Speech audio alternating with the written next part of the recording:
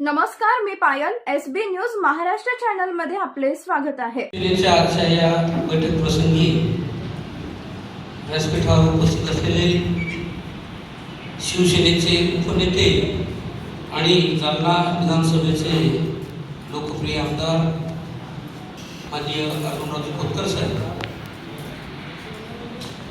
या मतदारसंघाचे आपले सर्वांचे अत्यंत आवडते दुसरे लोकप्रिय आमदार आदरणीय हिम्मत दादा, माझे सहकारी शिवसेनेचे जिल्हा प्रमुख ए.जे. पाटील बोराडे, पंडित दादा भुतेकर, पोहेकरजी आणि आमचे जुने सहकारी सुद्धा आहेत. बापू, मी सगळ्यांचे नाव घेऊ शकतो, शिवतारेपासून सगळ्यांचेच म्हणजे सभापती, पण वेळ बराच झालेला आहे. मी सगळ्यांची दिलगिरी व्यक्त करतो आणि थोडक्यामध्ये आपलं मनोगत व्यक्त करतो.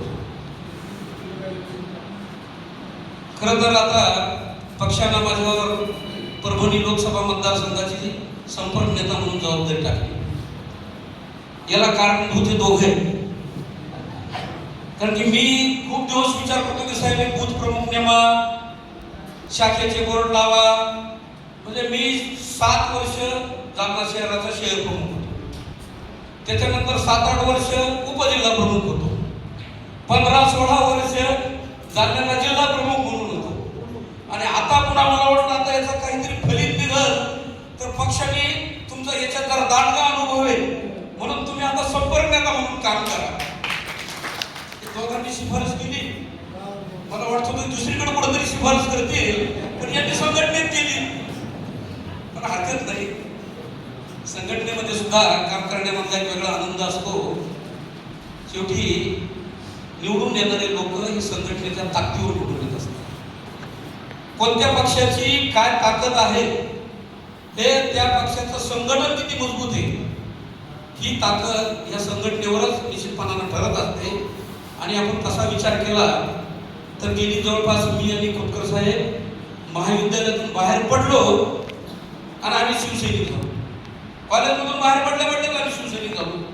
आणि इतक्या वर्षामध्ये आम्ही सोबत काम करत असताना मधल्या काळामध्ये थोडं 2-4 वर्ष दादा असं झालं, मी एकीकडे थांबलो, ते गेले तिकडे. आता मला नाही यांच्यावर टीका करता येत होती, नाही यांच्या विरोधात काही बोलता येत होतं. आणि दोघांनी ठरवलं नाही आपण एकत्रच असलो पाहिजे. पण माझ्या अगोदरच ए.जे. पाटील तुम्ही डाव आणून घेतला. पण ए.जे.च्या मागं नाही प्रमोशन काय नाही, प्रमोशन मी म्हटलं तुम्हाला शिफारस दुसरीकडे पाहिजे. खरंच तुम्हाला सांगतो आपल्या जिल्ह्यामध्ये संघटनेमध्ये खूप चांगलं वातावरण.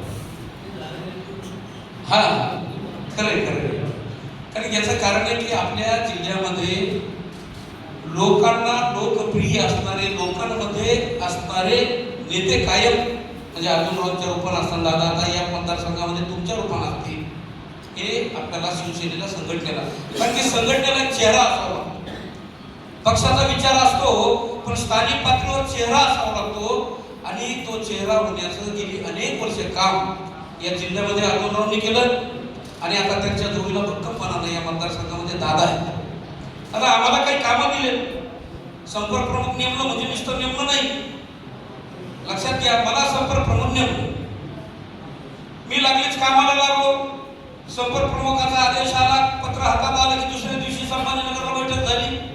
ती बैठक झाली की लागली मी परभणीवाल्यांना सांगितलं, बाबा आमचा तुम्ही दौरा आयोजित करा. ए.जे. प्रमुख, जिल्हा प्रमुख असल्यानं त्यांना, खोतकर साहेबांना, दादांना सांगितलं, आज इथं आलो. हीच अपेक्षा शाखा प्रमुखापासून जिल्हा प्रमुख पदावर काम करणाऱ्या प्रत्येक पदाधिकाऱ्यांकडे आहे की आपल्याला जी जबाबदारी दिलेली, आता ज्याला शाखा प्रमुख नेमले त्यांना काय करायचं आहे तुम्हाला माहिती आहे. आता मतदार यादीचा पुनर्विलोकन कार्यक्रम आलेला आहे. 2002ला मतदार याद्यांचं पुनर्विलोकन झालं होतं आणि आता 26ला होतं, म्हणजे 24 वर्षानं मतदार याद्यांची फेर तपासणी व्हायला. या फेर तपासणीमध्ये तुम्हाला माहिती, याला तुम्ही हलक्यात घेऊ नका. कोणत्याही मतदारसंघाचा आमदार आजच्या काळामध्ये भयानक स्पर्धा आहे, निवडून यायला 2000, 4000, 5000चा फरक असतो.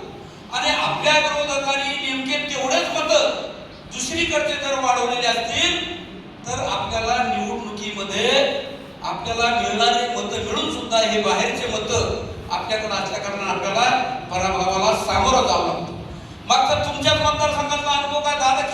गेले होते? दादा अवघ्या 3000 मतांनी गेले. आणि इथं दुसऱ्या मतदारसंघातले किती नावं होते ते तर आता त्यांनी प्रशासनात काम केलेलं आहे. त्यांनी प्रशासनातल्या आपल्या कामाचा अनुभव असल्या कारणानं बरेचसे नावं या ठिकाणी कमी केले आणि तुम्हाला त्याचा निकाल सुद्धा दिसला. म्हणून याला हलक्यात घेऊ नका. ग्रामीण भागापेक्षा साहेब शहरी भागामध्ये हे खूप अवघड काम आहे. आपल्या खेड्यातल्या आपल्याला सगळ्याला माहिती असतं की कोण गावाचा राहणार आहे, आपल्या गावातला आहे की नाही, बाहेरचा कोणता आहे. शहरामध्ये कळतच नाही. माझा एक सहकारी मित्र आहे शिक्षक, त्याला BLOचं काम दिलेलंच आहे आणि आपला मुसा जो आपल्या हरेश जेव्हा बोलले तो भाग त्याच्याकडे होता. तर त्याला मी सहज बोलून घेतलं, म्हणून BLOचं काम करत असताना तुझे अनुभव काय. त्याने सांगितलं की साहेब म्हणे इथे एक अशी गर्दी आहे की आपण कल्पना करू शकत नाही. जेव्हा BLOचं काम काय की प्रत्येक घरापर्यंत जाऊन एकदा नाही त्यांना 3दा जायला पाहिजे आणि मतदार यादीतल्या नावाची खातर जमा करून घेतली पाहिजे. तर तू म्हणे या गल्ली फक्त 10 घरं दिसत होते, मतदान होतं 500. ते सगळं बाहेरच आहे म्हणे. आम्ही तिथं गेल्यानंतर आमच्या लक्षात आलं की 500 मतदान हे बाहेरचं, आता जालना शहर असल्या कारणानं थोडं बाहेरच्या राज्यामधलं सुद्धा होतं. 500 मतदान हे तिथं आपल्या विरोधकांनी नोंदवून घेतलेलं होतं. आता आपल्याला काय करायचं की हे नाव कमी करायचं. याच्यासाठी आता हा जो कार्यक्रम जाहीर झालेला आहे पुनर्विलोकनाचा, यामध्ये शाखा प्रमुखापासून सगळ्या सन्माननीय पदाधिकारी खूप मोठ्या प्रमाणात लक्ष घालायचं. आता BLOचं जसं मी तुम्हाला सांगितलं की त्याने 3दा झाला पाहिजे. मतदाराच्या संदर्भामध्ये असं आहे की एखादा मतदार किमान 6 महिने तिथं जर राहत असेल तर त्याचं नाव तरच मतदार यादीत ठेवू शकतो. असं ताबडतोब आला आणि मी तिकडे होतो ना आता इथं राहतोय असं ठेवता येत नाही. अनेकांची 2-2 ठिकाणी नाव आहेत, ते सुद्धा कमी झाले पाहिजेत. म्हणून मतदार पुनर्विलोकन यादीतलं पहिलं काम हे झाल्यानंतर दुसरा कार्यक्रम येणार आहे जनगणनेचा. आता जनगणनेचं काम सुद्धा सुरू व्हायला लागले. त्या जनगणनेचं काम संपलं की तिसरं येणार आहे. आता तुम्हाला माहिती आहे की लोकसभा आणि विधानसभा याच्या जागा मोठ्या प्रमाणात वाढणार आहे. ते काम डिलिमिटेशनचं काम सुद्धा हे पुढच्या काळामध्ये सुरू होणार आहे. आणि म्हणून हे पुढचे 2-3 महिने हे कार्यकर्त्यांच्या दृष्टीने अत्यंत महत्वाचे आहे. अशा पाहऱ्या जो पाहरेकरी असतो तसा पहारा द्यायचं काम करायचं. आणि चौथं दादा जे काम केले पक्षाची, आता आपल्याकडे झाल्या नाही जिल्हा परिषद पंचायत समित्या, पण पक्षाची अशी मानसिकता गेला तर 3 वर्ष निवडणुकाच नाही. मग 3 वर्ष जरी निवडणुका नाही तर या 3 वर्षामध्ये तुम्ही पक्षाचं संघटन मजबूत करा. मग यामध्ये जे जे काय काय दिलंय मी आता दादाकडे आणि जिल्हा प्रमुखाकडे देणार आहे. इकडे तर साहेबांकडे आम्ही तिथंच राहतो, आम्ही बसून ते करू. हे सगळे तथ्य भरून द्यायचे तुम्ही आम्हाला की किती बूथ आहेत, बूथवर बूथ प्रमुख आहे का, बूथ प्रमुख आता दादा ते मतदार याद्या पुनर्विलोकनाच्या दृष्टीनं BL यांच्या नियुक्त्या खूप महत्वाच्या. प्रत्येक मतदारसंघासाठी BL 1 आणि बूथसाठी पुन्हा 1 BL. आपला बूथ लेवल एजंट हे तुमचं नेमणुका झालेले आहे. हे सगळे तथ्य मला भरून 7च दिवसात द्यायचे. किती दिवसामध्ये? 7 दिवसामध्ये. आता माझी तिकडची इब्रत ही तुमच्यावर.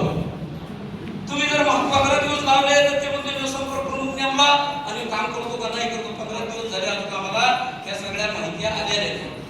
पक्षामध्ये प्रवेश करणाऱ्यांची यादी माननीय कुलकर्णी साहेब आणि दादा, नवीन लोक जे पक्षामध्ये येणार त्या पक्षामध्ये येणाऱ्या प्रवेशास इच्छुक असणाऱ्यांची यादी, पद किती रिक्त आहेत आपल्याकडं, पद किती रिक्त आहेत ते सुद्धा माननीय जिल्हा प्रमुख साहेब त्याची सुद्धा आपल्याला यादी तयार करून द्यायची पक्षाला. तर हे आम्हाला पक्षाने दिलेलं काम आहे. इकडं लक्ष द्या, आपलं असं जोर आहे बरं का. द्या जरा की ह्या सगळ्या गोष्टी तुम्ही आम्हाला. पण आता राहायला महत्वाचा प्रश्न, तुम्ही एक गोष्ट लक्षात घ्या महाराष्ट्राच्या राजकारणाची. आता हे बघा, आवश्यक नाही पुढची निवडणूक ही युतीमध्ये होईल का वेगळी होईल, आपण असं गृहीत धरायचं की निवडणूक युतीमध्ये होणार नाही. मग अशा प्रसंगामध्ये मला सांगा बरं आता महाराष्ट्राच्या राजकारणाची काय परिस्थिती. हे बघा, अजितदादा गेले, त्या पक्षाला नेतृत्व तशा अर्थानं अजितदादाच्या ताकदीचं नेतृत्व राहिलेलं नाही. ज्या मूळ पक्षामध्ये आपण सगळे काम करत होतो त्या पक्षाची अवस्था आज काय आहे हे सुद्धा कोणाला विचारायची काही गरज आहे का? ती गरज नाही. मग आता आपल्याला खूप स्कोप आहे, कारण की आपलं नेतृत्व एकनाथ शिंदे साहेबांसारखं नेतृत्व आहे. बहुजनांचं, शेतकऱ्यांचं, कष्टकऱ्यांचं प्रश्न समजून ज्याला समजतात असंच नेतृत्व. हे पहा, आता आपली सरकारमध्ये ज्यांच्या बरोबर आपण आहोत ते पुढे आपल्या बरोबर राहतील न राहतील, काय एकूण राजकारण चाललंय हे माझ्यापेक्षा दादा आणि माननीय खोतकर साहेब तुम्हाला सांगतील. पण पुढच्या येणाऱ्या जिल्हा परिषदेच्या निवडणुका, पंचायत समितीच्या निवडणुका, विधानसभेच्या निवडणुका हे फक्त शिंदे साहेबांच्या राज्यातल्या नेतृत्वात आणि या दोघांच्या जिल्ह्यातील नेतृत्वात आपल्याला या जिल्ह्यामध्ये आपली जिल्हा परिषद आली पाहिजे, पंचायत समिती आली पाहिजे. अशा पद्धतीनं या जिल्ह्यामध्ये संघटनेची बांधणी झाली पाहिजे हे मला तुम्हाला सांगायचं वाटतं. आता या ठिकाणी बोलत असताना नियोजन भाऊंनी अनेक मुद्दे मांडले, पण सगळ्यात जास्त दादा प्रतिसाद कोणत्या मुद्द्याला मिळाला सांगा बरं मला? डिझेल आणि इंधन. पण आता तिकडे युद्ध चालू आहे सध्या आपण डिझेल इंधनला, पण मला माहिती आहे हे दोघं कोणालाही वाऱ्यावर सोडणार नाही. प्रत्येकाच्या निश्चितपणानं सगळ्या शेवटी तुमच्यावर संघटन कशावर आहे? तुमच्यावर. तुम्ही किती काम करता, आपलं गाव, आपल्या गावातला मतदार यांच्या संपर्कात तुम्ही किती राहता याच्यावरून आम्ही इथे बसतो. ते लक्षात घ्या. आम्ही इथं जे बसतो ते कशावर? तुम्ही तुमची ताकद किती गावामध्ये वाढवता याच्यावर आमची ताकद वाढती. आणि म्हणून तुमची तशी ताकद वाढवायसाठी माननीय एजे पाटील बोराडे यांनी जी काही सूचना केली त्याला मी सुद्धा अनुमोदन देतो की आपण संघटनेतल्या प्रत्येक पदाधिकाऱ्यांचा त्या दृष्टीने विचार निश्चितपणानं झाला पाहिजे. युद्ध उपाशी पोटी जिंकता येत नाही. युद्ध जिंकायला जरा पोटात काहीतरी असावं लागतं, तर ते पोटात टाकण्याचं काम आपली नेते मंडळ निश्चितपणानं करतील. फक्त मी संपर्क प्रमुख म्हणून तुम्हाला एवढीच विनंती करायला आलो की मी दादाकडं आणि जिल्हा प्रमुखाकडं हे तुमच्या मतदारसंघातले जे तक्ते देईल, तर विभाग प्रमुख, तालुका प्रमुख, त्यानंतर खालचा शाखा प्रमुख या सर्वांनी आपापल्या गावाची परिपूर्ण माहिती मला ह्या 8 दिवसामध्ये भरून द्यावी. मला संपर्क प्रमुख म्हणून काम करत असताना साहेब हे पहिल्यांदा काय व्हायचं, सगळे मुंबईहून संपर्क प्रमुख यायचे आणि त्यांची ना आपली तशी नाळं जुळत नव्हती. ते मुंबईचे असायचे. मी तुमच्याच भागातला आहे, तुमच्या सोबत काम केलेलं आहे, तुम्हाला परिचित असणारा चेहरा आहे आणि म्हणून मला असं वाटतं तुमचे दुःख मला आणि हे माझे वरचे दुःख तुम्हालाही चांगले लवकर कळतील. हे देणं आवश्यक आहे लवकर म्हणून. आणि म्हणून चांगले खेळीमेळीचे आपलं संघटन वाढवून या दोघांची ताकद आपण वाढवू आपल्या मतदारसंघामध्ये. पण दोनाचे हे काही फॅमिली प्लॅनिंग नाही. आता आपल्याला दोनाचे पुढं 5 करावं लागणार आहे आणि पुढं तर आपली संख्या सुद्धा मला वाटतं दोन्ही आमदार आपल्याकडे वाढतील. येणाऱ्या काळामध्ये किमान 2 आमदार आपल्या जिल्ह्यामध्ये वाढतील. 7 आमदारांचा हा जिल्हा नक्की होणार आहे. त्या दृष्टीने आपण कामाला लागू. लोकसभेच्या सुद्धा जागा वाढणार आहेत. फक्त हे सर्व वाढ होत असताना दादा यांच्याही साहेब या अपेक्षेमध्ये जी काही वाढ झालेली त्याची पूर्तता व्हावी अशी आम्ही संघटनेचे प्रमुख म्हणून तुमच्याकडे विनंती करतो. मला इथं बोलवलं आणि माझा जो काही सत्कार केला, खरं तर मी दादा अब्दुल आणि आम्ही दादा खूप कॉलेज जीवनापासून सोबत काम केलं. आम्ही सोबतच काम केलं. आम्हाला एक दुसऱ्याचं आहे. आता तुमचाही सहवास मला आता ह्या काही काळामध्ये आलेला आहे. पण मला एक आपल्याला विनंती करायची की आम्हाला एक ताकद द्या. आमच्या ह्या संघटनेच्या वाढीसाठी आमच्या काही अडचणी आल्या, काही आल्या तर याला तुम्ही मदत करा.